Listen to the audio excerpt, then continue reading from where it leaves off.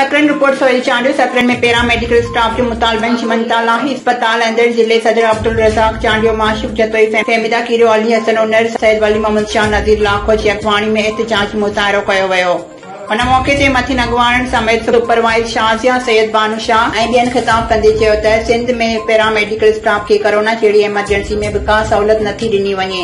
हुननि चयो असांजी रिकवरी लेटर समेत रिस्क अलाउंस नथो ॾिनो वञे। उन खां अलावा गावी वैक्सीनेटर खे पको कयो वञे ऐं सिंध जे पैरामेडिकल स्टाफ जूं पगारूं समेत ॿियो मराहत पंजाब जे मुलाज़िमनि बराबर कयूं वञनि। हुननि चयो त हिक ई मुल्क में मुलाज़िमनि लाइ अलॻि अलॻि कानून समझ खां ॿाहिरि आहिनि। उन मौके ते एहतजाज कंदे सख़्त गर्मी में ज़िले जी लेडी वाइस चेयरमैन सुपरवाइज़र तहसीन राव बेहोश थी वई, जंहिंखे एम्बुलेंस वसीले फौरी तौर ते तबी इमदाद लाइ नियो वियो।